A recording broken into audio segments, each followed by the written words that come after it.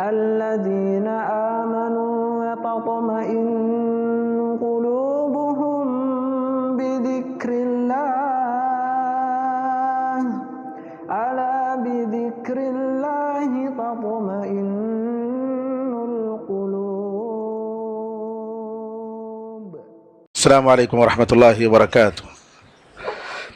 الحمد لله رب العالمين والصلاة والسلام على سيد الأنبياء والمرسلين نبينا محمد وعلى آله وصحبه أجمعين ومن تبعهم بإحسان إلى يوم الدين. آج 11ویں پارے کی آیتوں کا ہم خلاصہ پیش کریں گے.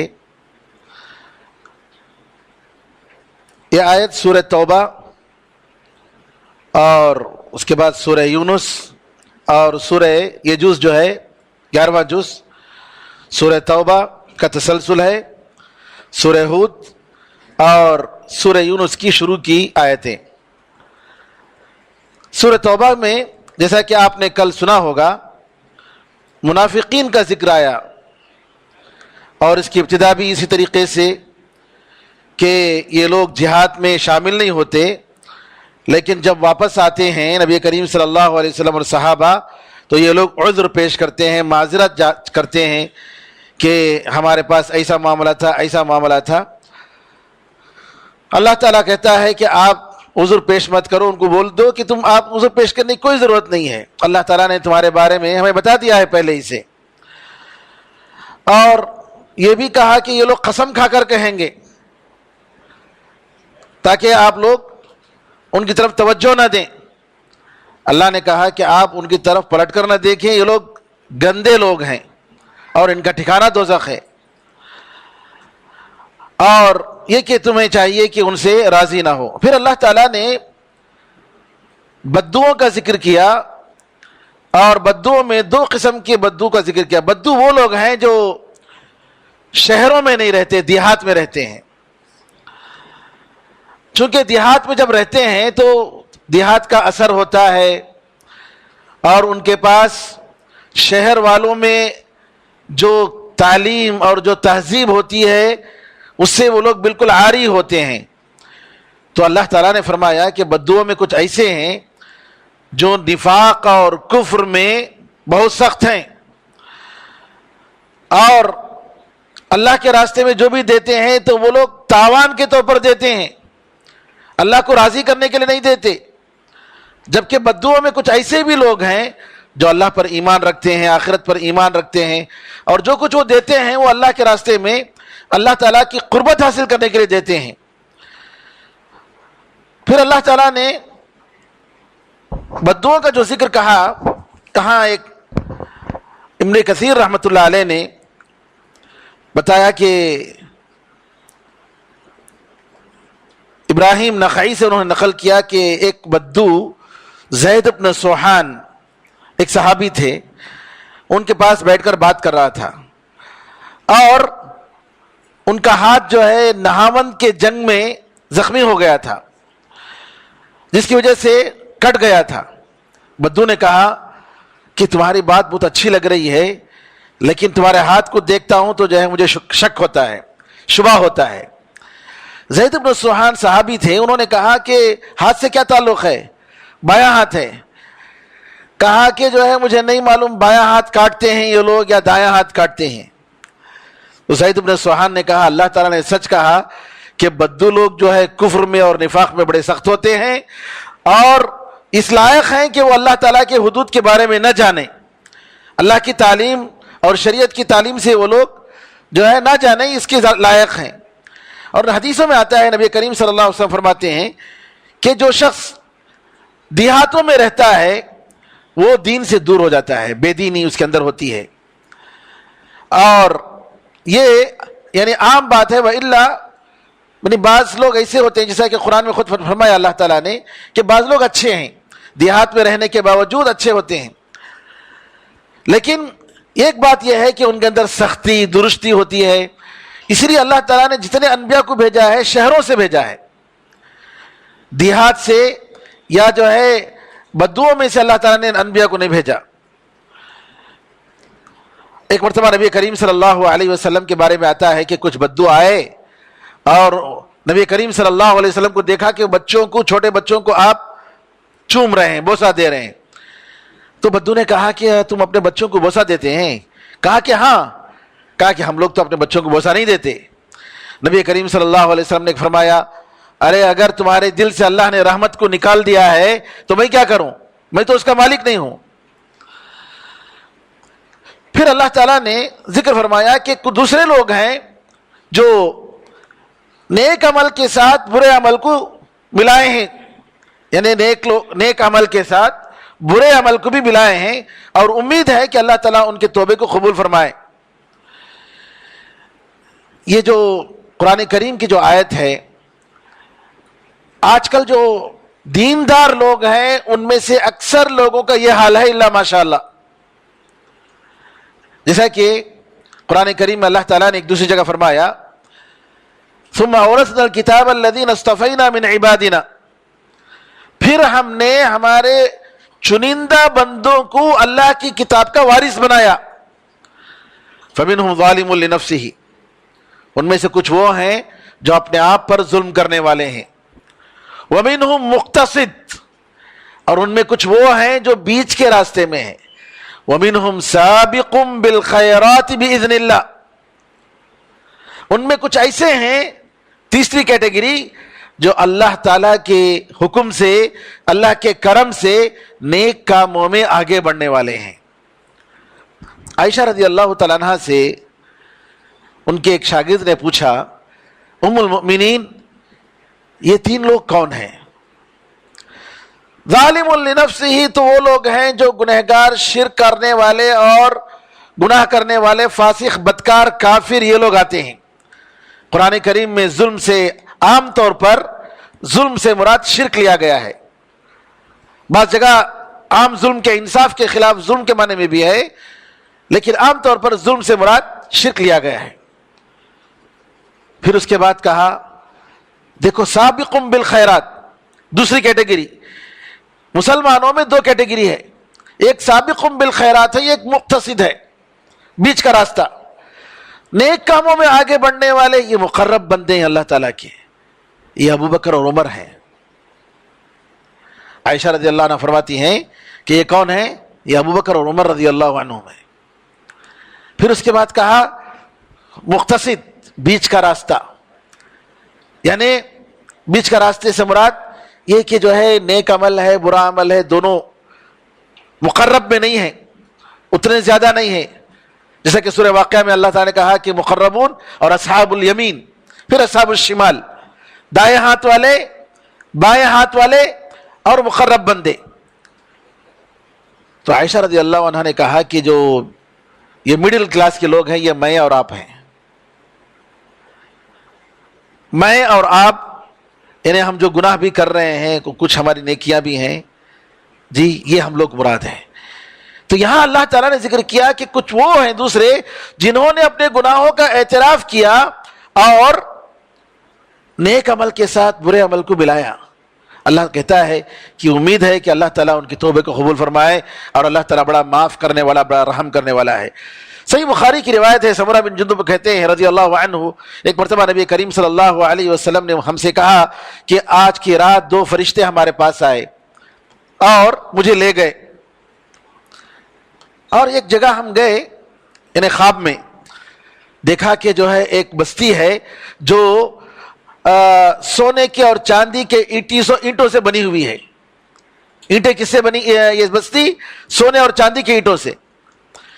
راستے میں ہم نے دیکھا کہ کچھ لوگ ہیں جی، ان کا آدھا حصہ بہت خوبصورت، بہترین، اور آدھا حصہ اتنا برا کہ جو ہے آپ دیکھ نہیں سکتے. ان سے دونوں فرشتوں نے ان لوگوں سے کہا کہ جاؤ اور جا کر اس ندی میں کودو. تو گئے یہ لوگ اور ندی میں ڈوبے. پھر اس کے بعد آئے تو جو آدھا حصہ برا تھا وہ چلا گیا تھا اور بہت خوبصورت بن گئے. تو پھر دونوں فرشتوں نے کہا کہ یہ جنت عدن ہے اور یہاں تمہارا گھر ہے، اور جن کو تم نے دیکھا آدھے خوبصورت اور آدھے بدصورت، یہ وہ لوگ ہیں جنہوں نے نیک عمل کے ساتھ برے عمل کو ملایا اور اللہ تعالیٰ نے ان کو معاف کر دیا. یہ صحیح بخاری کی روایت ہے. اور اس آیت کی تفسیر میں ابن کثیر رحمۃ اللہ علیہ نے اس حدیث کو ذکر فرمایا. یعنی اس کا مطلب یہ ہوا کہ ایک مومن کو چاہیے کہ ہمیشہ اپنے برے عمل سے ڈرتا رہے اور اللہ تعالیٰ سے معافی مانگتا رہے, استغفار کرتا رہے, تاکہ اللہ تعالیٰ اس کے گناہوں کو معاف کر دے. ورنہ جنت میں جانے کے باوجود برے عمل کا اثر کہ جو ہے نبی کریم صلی اللہ علیہ وسلم نے دیکھا کہ آدھا حصہ ان کا بالکل برا ہے, نعوذ باللہ. اللہ تعالیٰ ہمیں اور آپ کو معاف فرمائے. پھر اس کے بعد اللہ تعالیٰ نے سورہ توبہ کی آیت نمبر 100 میں فرمایا, خیر کے کام میں آگے بڑھنے والے, اسلام میں سب سے پہلے آگے آنے والے مہاجر اور انصار, اور جنہوں نے ان کی اچھے طریقے سے پیروی کی, اللہ ان سے راضی ہو گیا اور یہ اللہ سے راضی ہو گئے.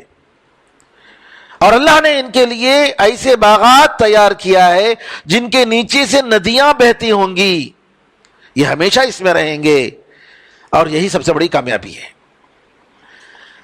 ہم جہاں بھی صحابہ رضی اللہ عنہ اجمعین کا ذکر آتا ہے وہاں ہم ٹھہرتے ہیں اور ہم اس مسئلے کو سمجھانے کی کوشش کرتے ہیں کہ آج دین کی جتنی مختلف شکلیں ہیں میرے بھائیوں, اور جو دین فرقوں میں بڑھ گیا ہے, ان ساری چیزوں سے نجات پانے کے لیے ایک ہی راستہ ہے کہ ان صحابہ کے پیچھے جائیں.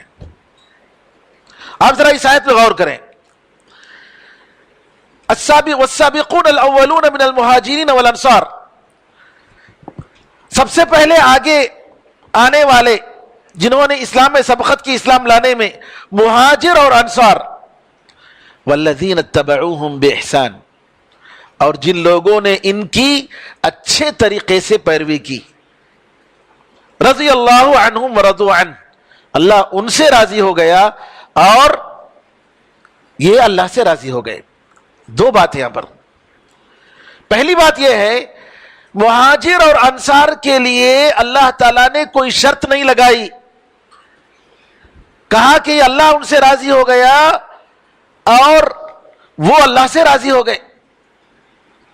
کوئی شرط نہیں ہے, کیونکہ اللہ تعالیٰ نے دوسری جگہ ان کے اخلاص کے بارے میں, ان کی عبادت کے بارے میں, ان کے صدقات و خیرات کے بارے میں, ان کے گھر میں کچھ بھی نہیں ہے پھر بھی کیا کرتے ہیں, دوسروں کو کھلاتے ہیں, یہ سب تعریف کی.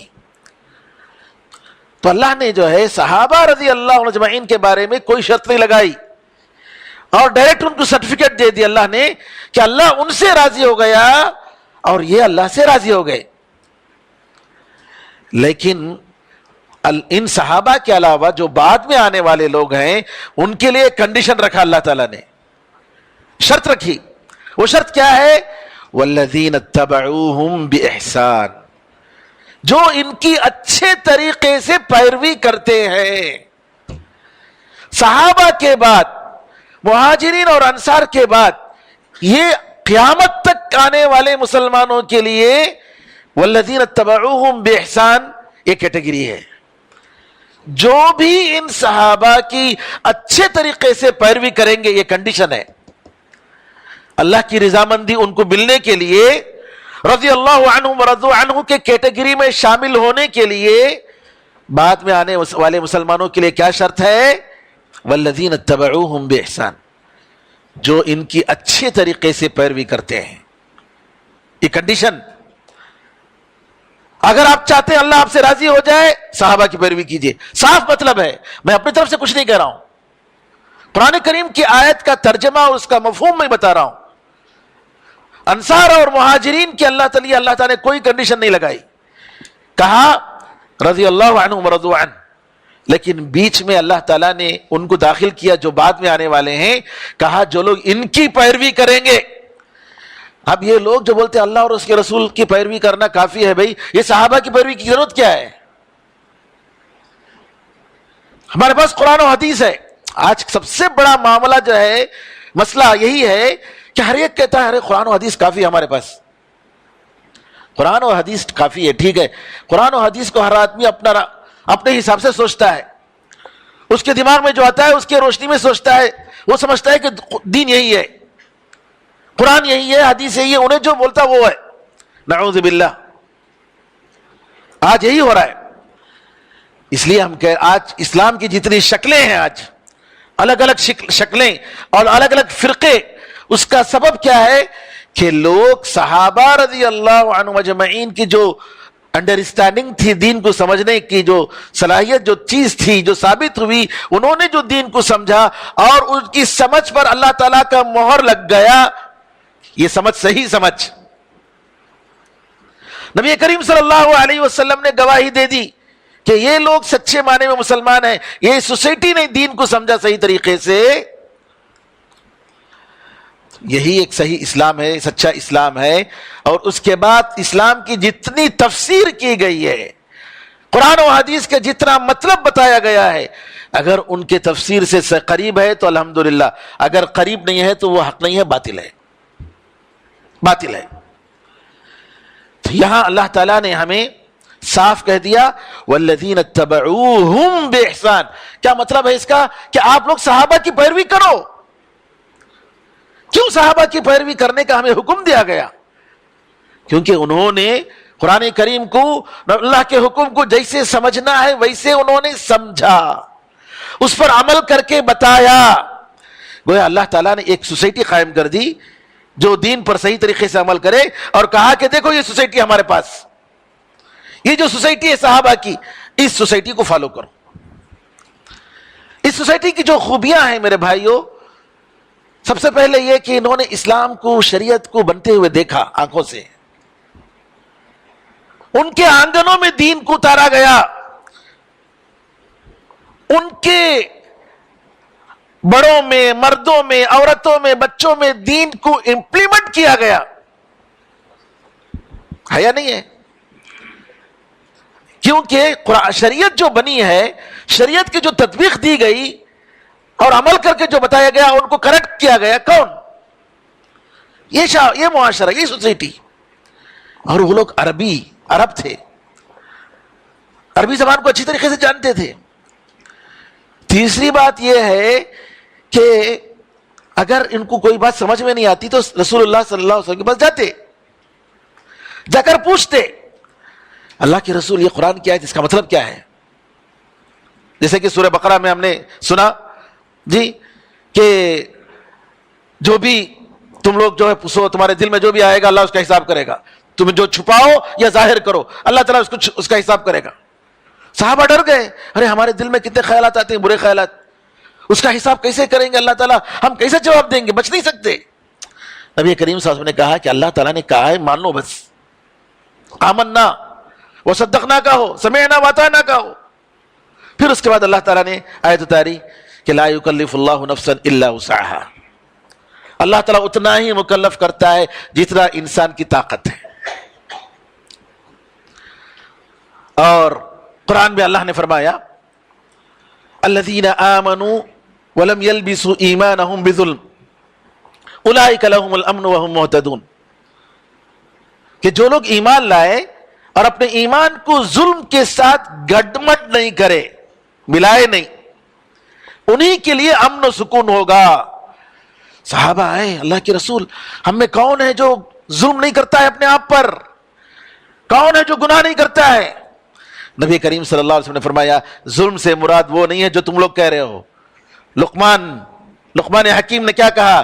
ان الشرک لظلم عظیم، شرک بہت بڑا ظلم ہے، وہ مراد ہے. نبی کریم صلی اللہ علیہ وسلم کے پاس کوئی اشکال آتا، صحابہ کے پاس کوئی اشکال آتا، نبی کریم صلی اللہ علیہ وسلم کے پاس جاتے اور نبی کریم صلی اللہ علیہ وسلم ان کو سمجھا دیتے. آپ کے بعد، صحابہ کے بعد یہ چیز کسی کو نصیب نہیں ہوئی، یہ ان کی خصوصیت. اس کے علاوہ صحابہ رضی اللہ عنہم اجمعین کی اور خصوصیت یہ تھی کہ اگر نبی کریم صلی اللہ علیہ وسلم کو وحی کے ذریعے معلوم ہو جاتا کہ یہ غلطی ہو رہی ہے اس سوسائٹی میں، فوراً تنبیہ کر دیتے نبی کریم صلی اللہ علیہ وسلم.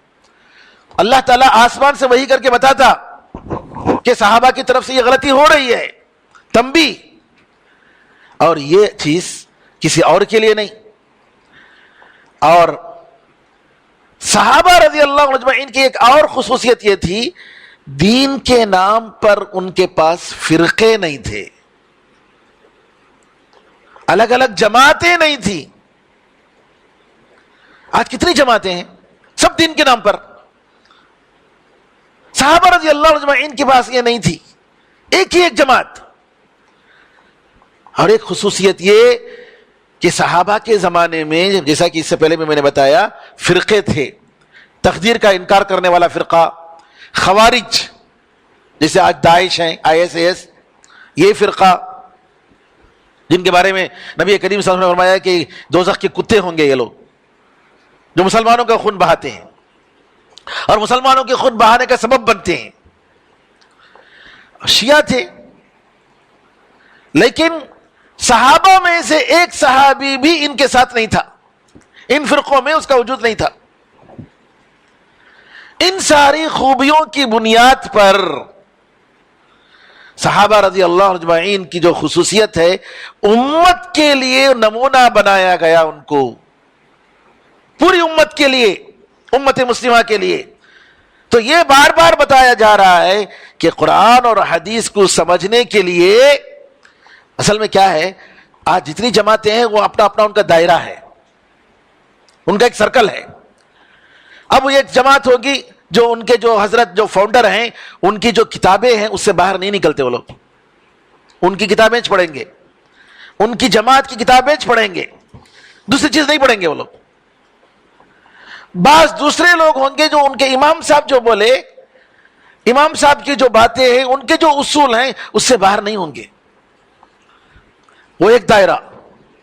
اس طریقے سے بہت سارے دائرے اور سرکل میں بہت سارے فرقے ہیں، اور ہمارا بھی ایک سرکل ہے میرے بھائیوں، وہ ہے صحابہ رضی اللہ عنہ اجمعین کا سرکل۔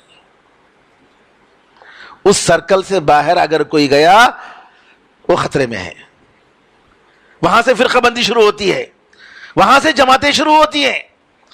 تو لہٰذا قرآن کریم کی یہ آیت، اس کے علاوہ اور بھی آیتیں ہیں جو ہمیں تاکید کرتے ہیں کہ نبی کریم صلی اللہ علیہ وسلم کے صحابہ کو فالو کرنا چاہیے۔ اس لیے نبی کریم صلی اللہ علیہ وسلم نے فرمایا اِنَّهُ مَن يَعِشْ مِنْكُمْ بَعْدِي فَسَيَرَى اخْتِلَافًا كَثِيرًا، میرے بعد جو زندہ رہے گا بہت سارا اختلاف وہ دیکھے گا۔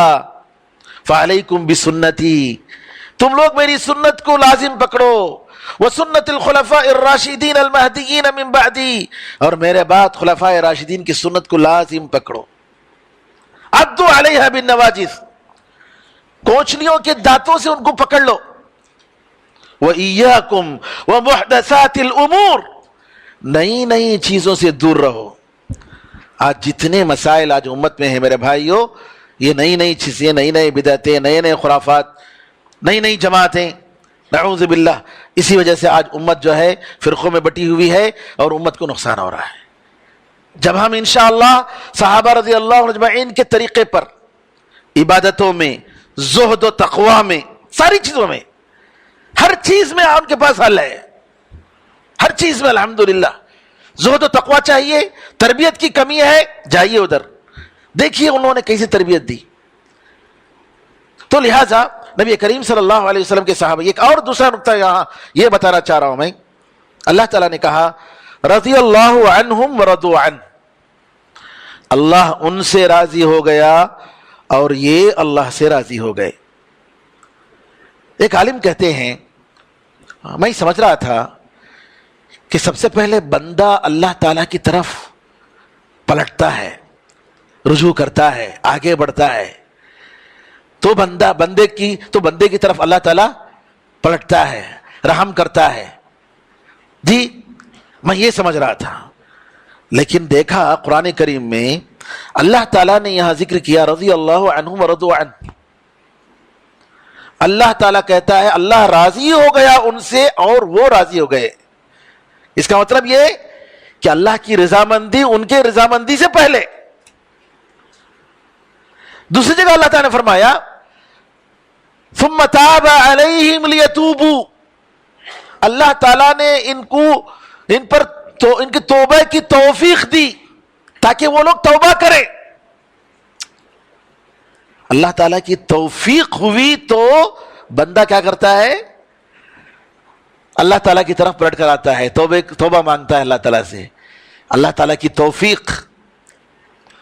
جی اسی طریقے سے اللہ تعالیٰ نے ایک اور جگہ فرمایا فَسَوْفَ يَأْتِ اللَّهُ بِقَوْمٍ يُحِبُّهُمْ وَيُحِبُّونَهُ.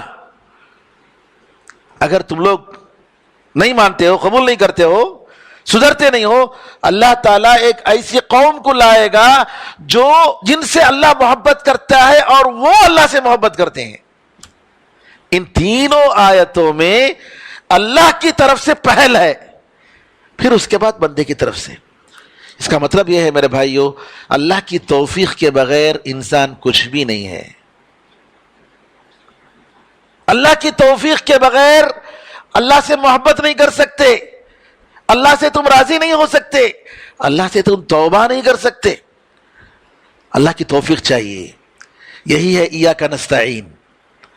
اے اللہ ہم تجھ سے مدد مانگتے ہیں، اے اللہ ہم تجھ سے مدد مانگتے ہیں.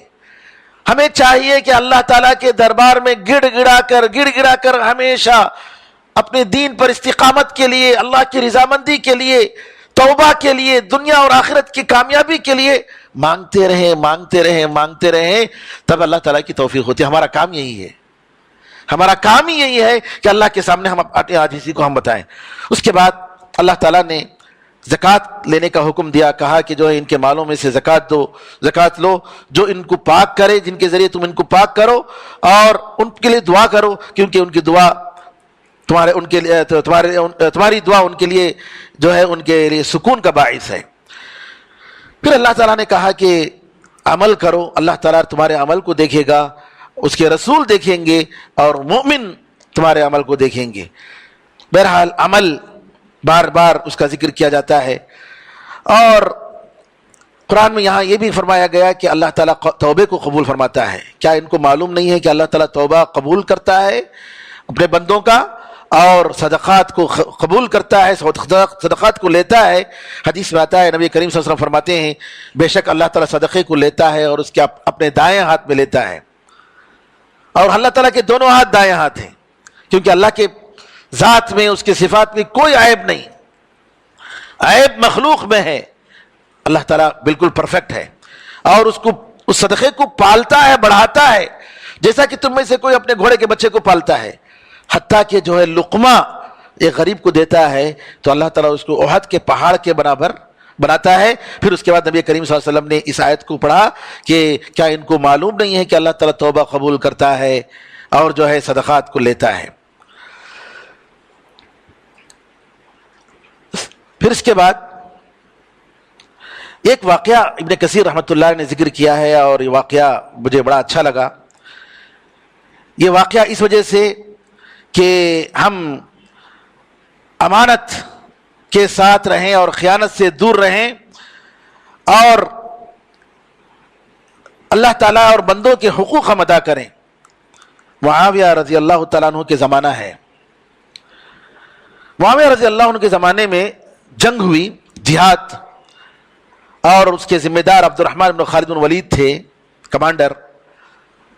تو مسلمانوں میں سے ایک نے مال غنیمت جو تھا اس میں سے 100 دینار اس نے چرا لیا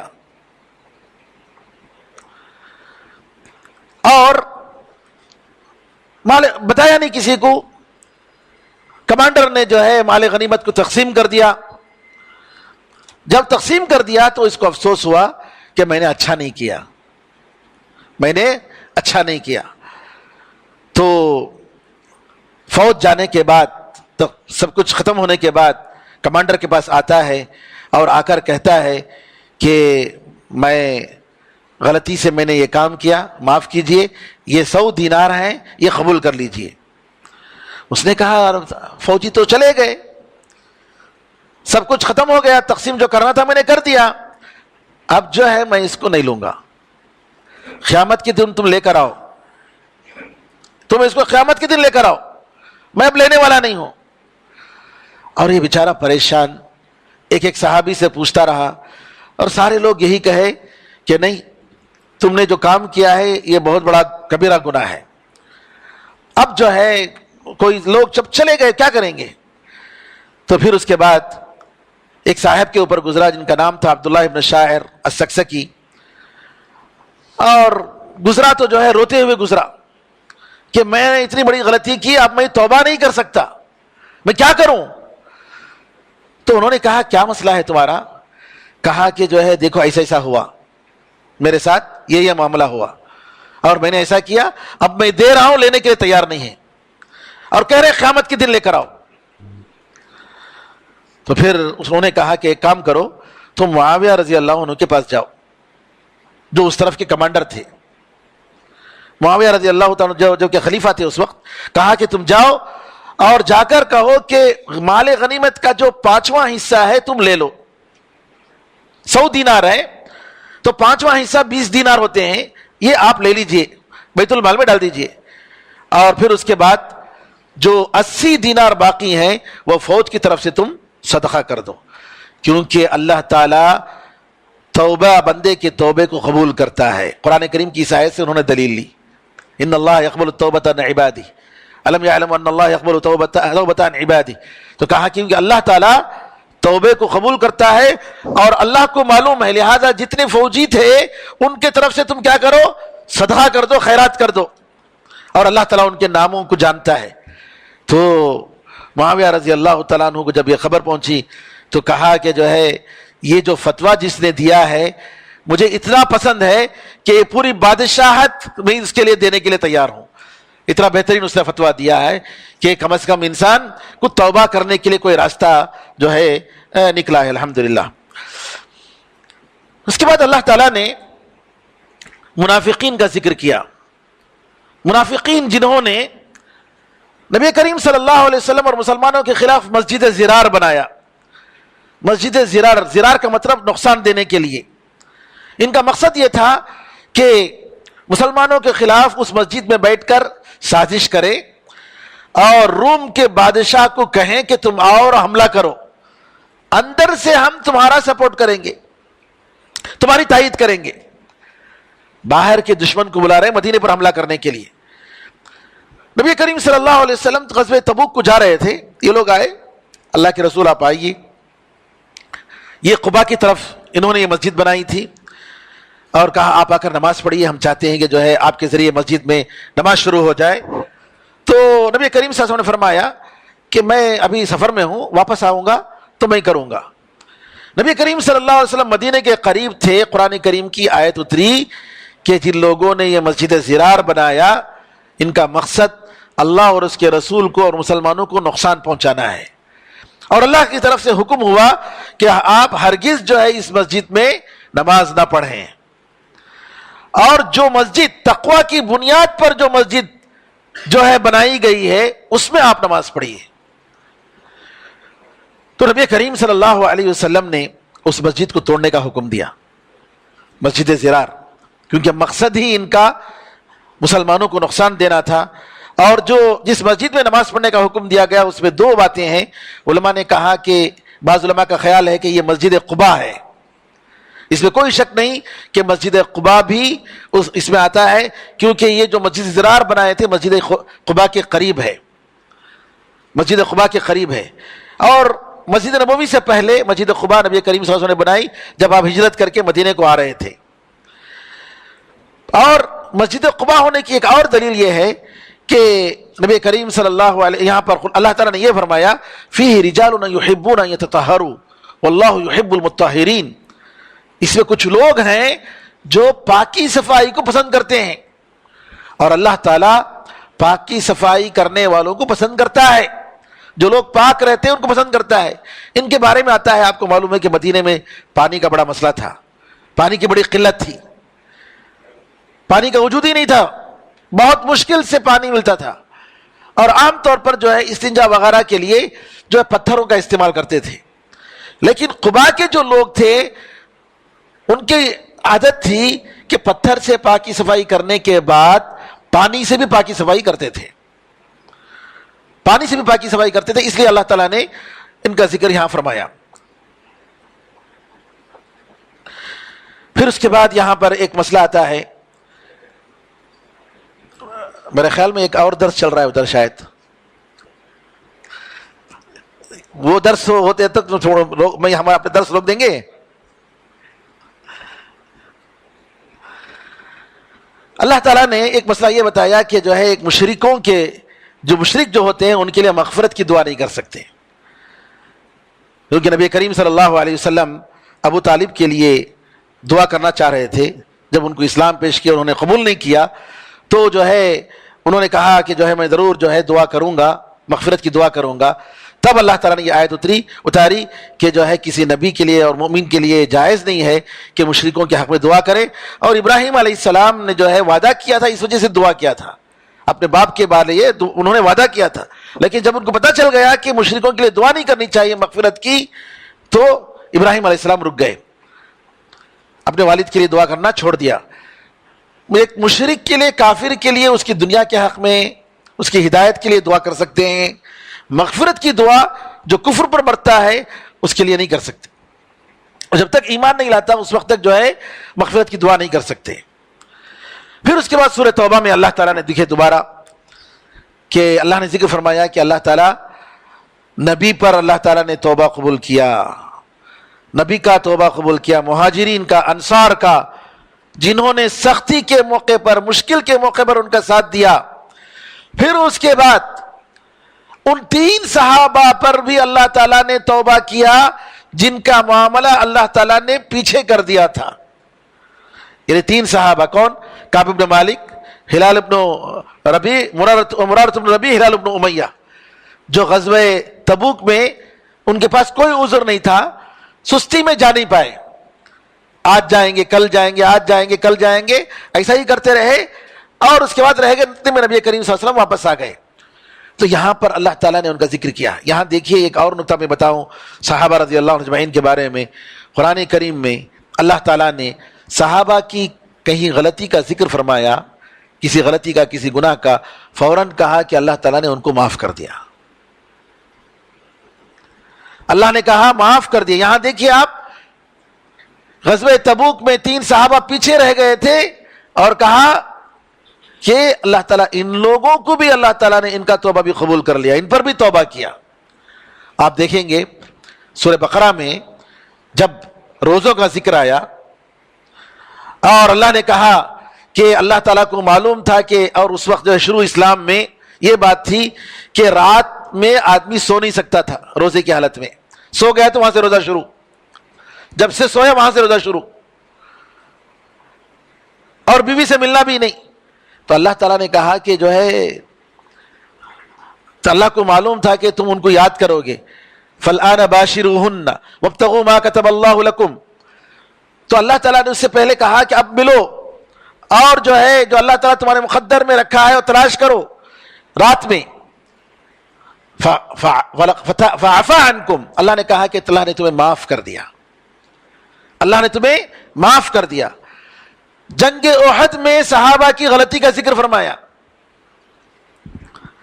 کہ صحابہ کچھ جن کو نبی کریم صلی اللہ علیہ وسلم احد کی پہاڑی پر، چوٹی پر وہاں ٹھہرائے تھے 50 صحابہ کو، ان میں سے کچھ جو ہے یہ دیکھ کر کے جنگ ختم ہو گئی یہ سمجھ کر نیچے اتر کر آ گئے، نبی کریم صلی اللہ علیہ وسلم کی حکم کی خلاف ورزی کی.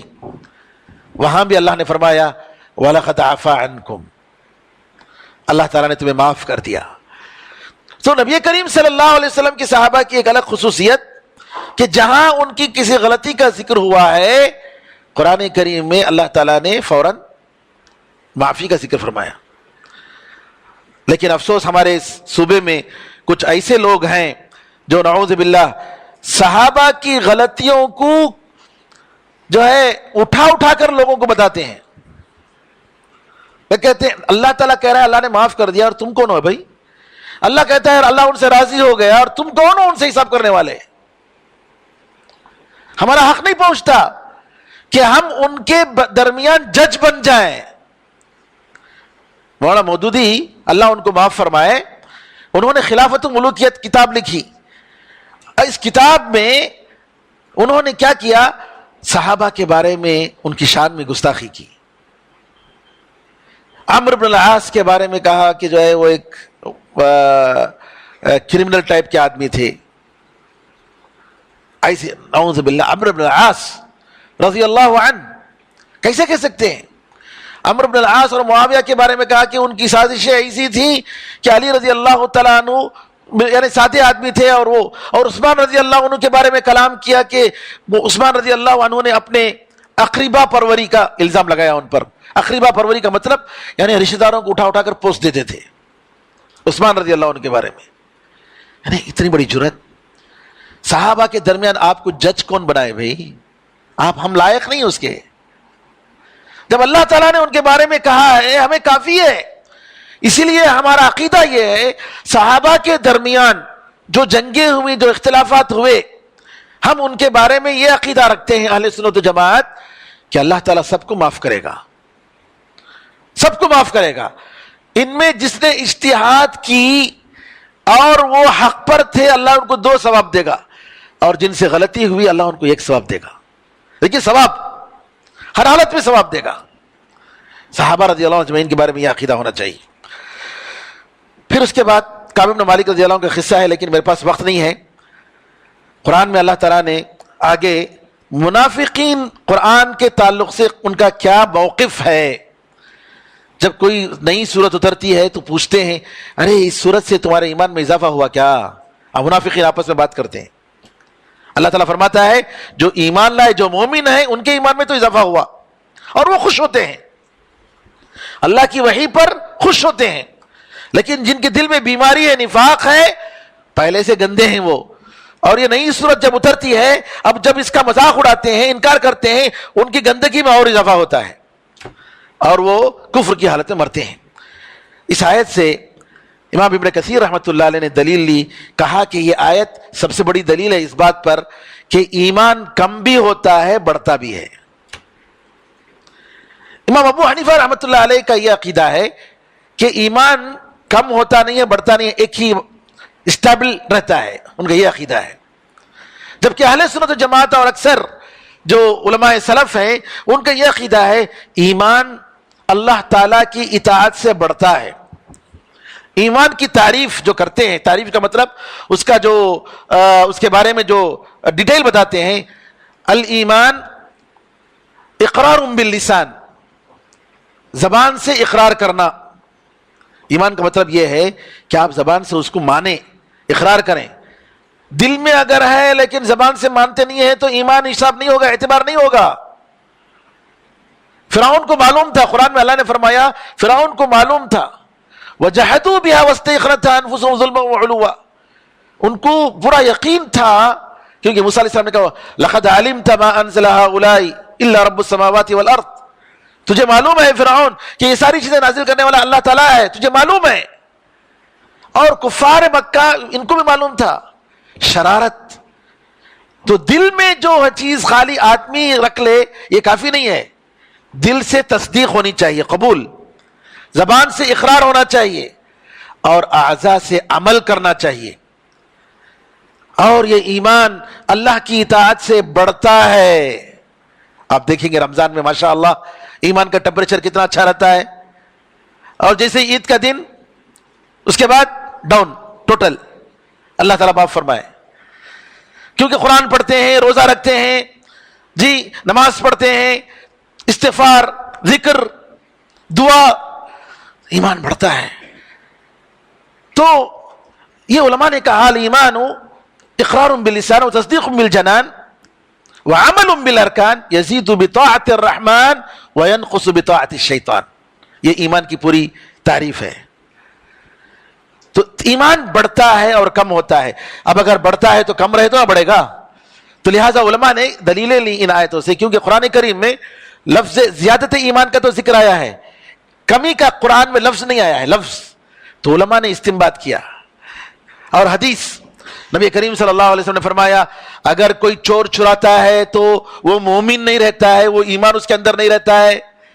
اگر کوئی شراب پیتا ہے تو شرابی کے دل میں پیتے وقت ایمان نہیں رہتا ہے۔ اگر کوئی زنا کرتا ہے نعوذ باللہ تو اس وقت اس کے دل میں ایمان نہیں رہتا ہے۔ ابو ہریرہ رضی اللہ عنہ کے شاگردوں نے کہا کہ ایمان کہاں رہتا ہے؟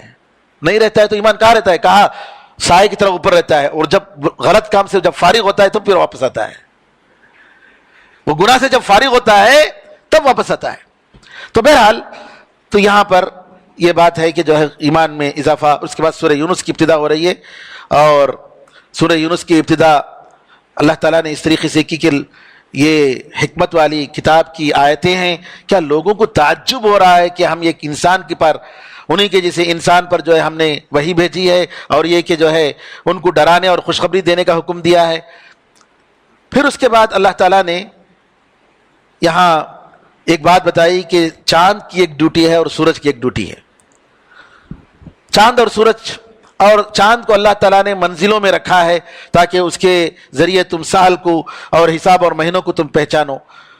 پھر اللہ نے ایک بات بتائی کہ اگر اللہ تعالیٰ لوگوں کو جتنا جلدی ان کے خیر کی دعائیں قبول کرتا ہے, ویسے اگر وہ جو برائی کی دعائیں کرتے ہیں, شر کی دعا جو بد دعا کرتے ہیں, ویسے اگر اللہ تعالیٰ قبول کر لے تو ختم ہو جائیں گے.